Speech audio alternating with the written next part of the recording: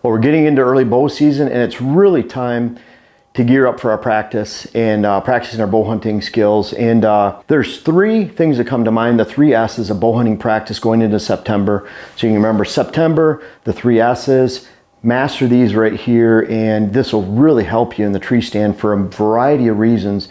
The three S's, we'll just get right at it. Number one, pull straight back. I refer to Chris B a lot. Chris B is a great, young, accomplished archer and hunter. I have a lot of respect for him. He has a great YouTube channel. I urge you guys to go check him out. He's helped out with charity events the last 2 years for Camp Kicking Bear in the area.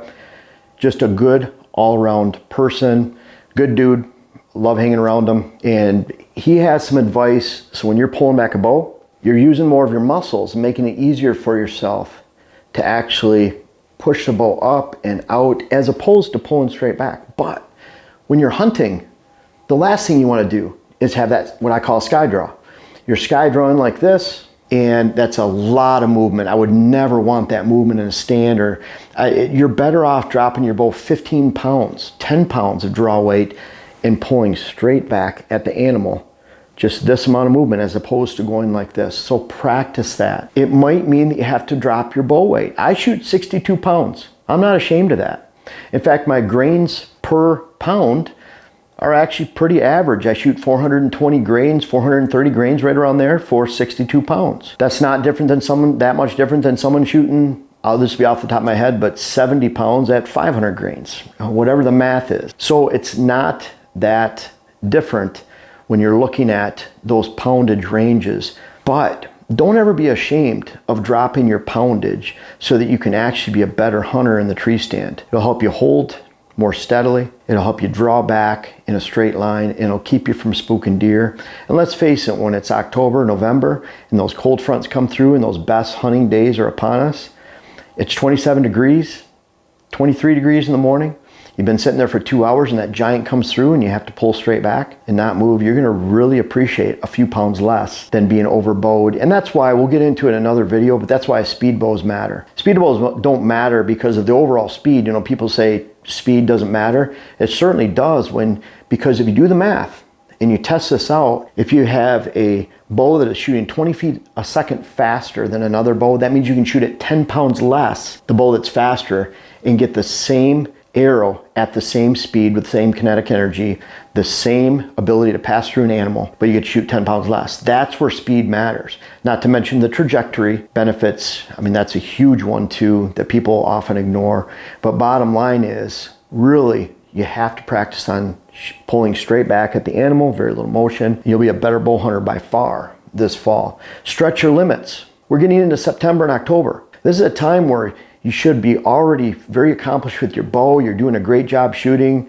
You're tuned in, you're sighted in. You feel really confident at 30 yards, 35 yards, 25 yards. Now let's step back. You can keep them on paper, shoot 40 yards, 50 yards, 60 yards. I'm not trying to get you to practice and get into a bad routine, but you should always practice about double in practice what you would do in the field. I've been teaching that for many years. I have Stretch Your Limits, an article that I wrote many years ago, probably a decade ago, about this. First started writing about that 12, 14 years ago. A long time. This has been something that I've done for many years because I've been used to shooting field and hunter archery tournaments that would shoot 50, 70, 90 meters. And so you're really looking at that long distance shooting as a benefit. And boy, it's so much easier when you go back to a 27-yard shot or a 32-yard shot. It seems like a chip shot. This is the time to stretch your limits, not in July when you first pick up your bow or June. This is a time to have fun. Don't develop bad habits. If you start to flinch a little bit because it's too far, then you want to shorten your distance back up. If you're having trouble with target panic, go to a blank bail at 10 yards and just shoot away when you can actually hold on the target and make a shot. That's a whole nother video, target panic. But when you can actually hold on the target and make a shot, or on the bail and make a shot without flinching, it's time to add a big round circle to shoot at. And when you can do that, it's time to start shooting targets. But stretch your limits. It'll pay off big time when that short shot comes during hunting season. Shoot sitting down. This is so important. What's the scariest figure probably to a deer in the woods that doesn't have bears and cougars and everything else around? It's the figure of a standing man.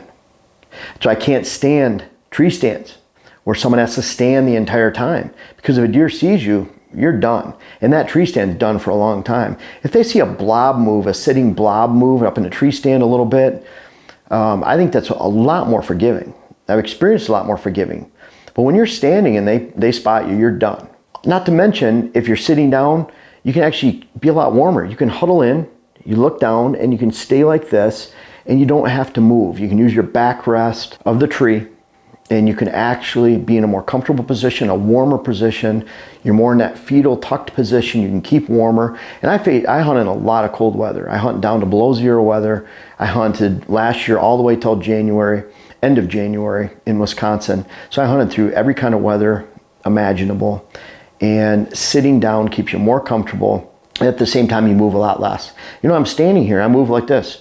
I'm talking to you, I move. When you're sitting there and you're just enjoying the scenery, you start to move around. You can't help it. It's beautiful out there. We all love it. We love the birds. You hear something, you look around. And when you're seated like this, you know, to look around, you start getting in that predator motion a lot more. Learn to sit. And when you think about it, I'm not sure if I'm still in focus, but you're sitting down like this, your back's against a tree, at least your butt. Your feet are on the platform solidly. That's 3 points of contact. I feel pretty steady right now. Easy to pull back, straight back at the deer that's coming through. I've stretched that longer distance, and really, when you think about it, even sitting down, to me, because I've done it so long, it's more just, I think a lot of times it's more people just need to get used to it and try it. But really, in the end, you'll find that if you're sitting down, you're a lot more stable, and you'll be able to actually stay motionless for greater periods of time. And let's face it, even then, if you're looking at your phone, which a phone can actually be a great tool at keeping you motionless and quiet, because if you're sitting down and you're just looking at that phone, this is very close right here. It could be right in your hand warmer muff, which I use religiously. I have since the 80s, and that phone can just go right in and out. Very, very little movement. If you're standing up, you know, you can put your phone in your pack, but it's, you know, you got to put it down. There's a lot more motion. You're moving around a lot more. So staying in that seated position will help you stay motionless. It'll help you shoot more deer. And then also, again, pulling straight back and making sure that you practice these 3 S's. And this is a time to do so again. You know, sitting down might be great for starting a little bit earlier and getting into that routine. But pulling straight back, you know what? A lot of times people have built up to a certain poundage and then go tell their buddies, hey, I'm shooting 72 pounds now. Well, if you can't pull straight back on a cold December day, then you're way overbowed. If you can't pull straight back without doing the sky draw, if you can't pull back at all. I remember a friend of mine back in Engadine, we were hunting the deer yards, and it was very, very cold. In fact, we did shoot some does, and by the time we left a couple weeks later, they were frozen as deer sickles. I mean, they were just frozen solid. And I remember that putting them on the trailer and the legs just sticking out. We couldn't really do anything about it except saw the legs off, so they fit in there better. But he went to shoot a really nice buck, and it was that cold, really cold, where the snow's crunchy and squeaky. We've all been there. He went to pull his bow back. Someone that was probably shooting 75, 78 pounds, 80 pounds, couldn't pull the bow back. Someone that could shoot their 50, 60 arrows. But when it came down to crunch time and it was awful snowy, awful cold, couldn't pull back. Stretching your limits. There's so many times where I've only, in the past, shot 20, 30, 40 yards, especially when I was just getting into bow hunting. And it's almost like you stress out about, you think about, okay, I'm shooting 20, 30, 40 yards. What if something happens at 32? You don't feel as confident because you know how much better you can shoot at 20 yards than 30. But boy, what an extreme difference. I remember my friend Tim Glover in Marquette, Michigan. I talked to him about shooting long distance. So when he stretched it out to 60 yards, and he said, you know, just as long as he kept it on paper, that was a big thing. You don't want to lose a bunch of arrows. But boy, when you shoot 60, 50, he told me when he went back to 20, 30, it just seems so easy. It's a great practice routine. And again, I can't overemphasize enough shooting, sitting down. All my stands are planned that way. And that's why I get a kink in my neck a lot of times during hunting season, because I'm right-handed. The shot is over to my left. So I keep looking behind my left shoulder, see if a deer's coming. But in that way, I can just have my bow hanging right in front of my face. I can put my release on my string.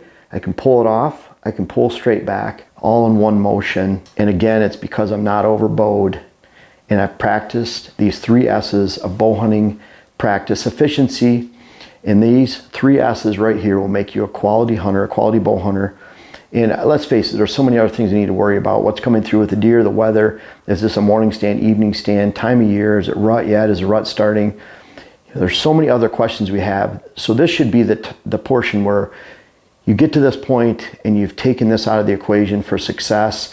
You've actually practiced these 3 S's, and this becomes just part of your routine. This is the part you can highly control in deer hunting. There's not a lot you can control in deer hunting. This is, and if you practice these 3 S's, you'll be a better bow hunter this fall and beyond. Well, I'm real excited, folks. I appreciate you watching this video, but my next web class, how to plant food plots, how to design your food plot program, is out. And it really goes through a step-by-step process for not only how to plant your food plots, but why you should plant them, where you should plant them, what you should plant, how you should create them. There's a lot of different modules. Ends up about 30 videos altogether. I urge you to check that out.